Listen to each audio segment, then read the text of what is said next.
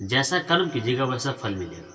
कहते हैं कर्म फल तो भोगना ही पड़ेगा। अगर आप आम का पेड़ लगाते हैं ना तो आम ही फलेगा, उसमें सेब नहीं फलेगा। इसलिए कहा था कर्म अच्छा करना चाहिए, क्योंकि कर्म का फल आपको भोगना ही पड़ेगा। एक कहानी है, बहुत अच्छा कहानी है। इस कहानी से आप लोगों को बहुत कुछ सीखने को मिलेगा। प्लीज़ आपसे रिक्वेस्ट है ये कहानी जरूर सुनिएगा। मुझे ये कहानी बहुत अच्छी लगी। आपसे रिक्वेस्ट है कि ये कहानी आपको भी अच्छा लगेगा, तो आपसे रिक्वेस्ट है ये कहानी जरूर सुनिएगा। पुराने समय की बात है, एक राजा थे। ये कहानी गौर से सुनिएगा। पुराने समय की बात है, एक राजा थे, बहुत अच्छे राजा थे। वो राजा एक बार अपने जन्म कुंडली पढ़ रहे थे। पढ़ते पढ़ते उन्हें एक क्वेश्चन मन में आया, एक सवाल मन में आया कि आखिर जब मैं जन्म हुआ था उस समय कितने व्यक्ति और जन्म हुए थे। लेकिन सवाल ये है कि उसमें से राजा मैं ही क्यों बना, बाकी लोग राजा क्यों नहीं बने। ये सवाल उनके मन में बार बार दोहराए जा रहे थे। राजा ने अपने राज्य के सारे बुद्धिमान व्यक्ति को इकट्ठा किया और बुलाया सभी को। बुला करके राजा ने पूछा कि आप लोगों से एक प्रश्न पूछना चाहता हूँ कि जिस समय मेरा जन्म हुआ उस समय कितने व्यक्ति और जन्म हुए, लेकिन उसमें से मैं ही राजा क्यों बना, बाकी लोग राजा क्यों नहीं बने। सभी लोग टेंशन में पड़ गए, सभी लोग कंफ्यूज हो गए, ये कैसा सवाल है, किसी से नहीं हुआ।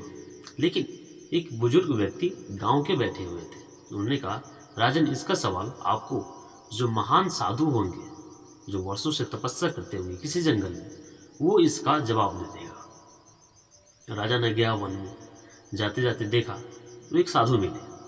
वो साधु अंगार खा रहे थे। अंगारे जब वो खा रहे थे, राजा गया उनके पास, बोला महात्मा मैं आपको प्रणाम करता हूँ। मेरा एक सवाल है जो ये डाउट हो रहा है कि मैं जिस समय जन्म लिया उस समय कितने व्यक्ति जन्म लिए, लेकिन उसमें से राजा मैं ही क्यों बना और क्यों नहीं बना राजा।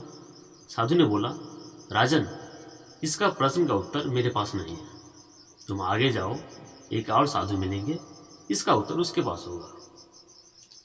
राजा ने गया आगे, फिर एक साधु मिला। वो साधु मिट्टी खा रहे थे। राजन चौंक गया कि भाई ये सब क्या हो रहा है, कोई अंगारे खा रहा है, कोई साधु मिट्टी खा रहा है। राजन ने फिर वही क्वेश्चन उस साधु से पूछा कि जिस समय मैं जन्म लिया उस समय कितने व्यक्ति जन्म लिए थे, उसमें से राजा मैं ही क्यों बना, बाकी लोग राजा क्यों नहीं बने। वो साधु ने थोड़ा गुस्सा आ गया और बोला राजन, इसका उत्तर मेरे पास नहीं है, तुम चले जाओ यहाँ से। राजन डर गया, लेकिन जाते जाते वो साधु ने बोला कि आगे तुमको एक लड़का मिलेगा, वही इस सवाल का जवाब तुम्हें मिलेगा। राजन गया, जाते जाते राजा गांव में पहुंच गया। गांव में एक झोपड़ी देखा, उसमें एक लड़का था जो काफ़ी बीमार था।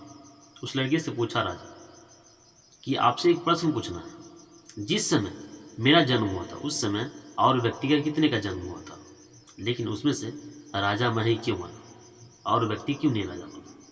वो लड़का ने कहा राजन देखिए, पिछले समय में हम 4 भाई थे, आप जिनसे भी मिल के आए हैं हम 4 भाई थे, लेकिन इसके पीछे एक कहानी है।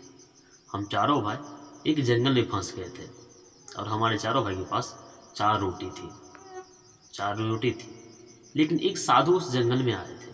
साधु ने हम चारों भाई से खाना मांगे थे। आप जिससे पहले मिले हैं अंगाड़े खा रहे थे, उन्होंने बोला था कि अगर मैं अपना रोटी साधु को दे दूं तो हम क्या अंगारे खाएंगे। दूसरे भाई बोला था अगर मैं अपना रोटी इस साधु को दे दूं तो मैं क्या मिट्टी खाएंगे।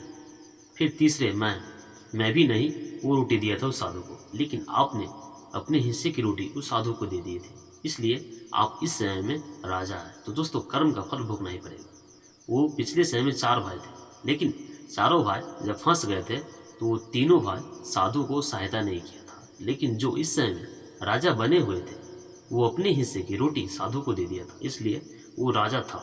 तो राजा को क्वेश्चन का आंसर मिल गया था, यानी जो ढूंढ रहा था उसका जवाब मिल गया। राजा फिर से अपने घर चला गया। तो दोस्तों आप जैसा कर्म कीजिएगा वैसा फल आपको मिलना ही पड़ेगा, यानी कर्म का फल भोगना ही पड़ेगा।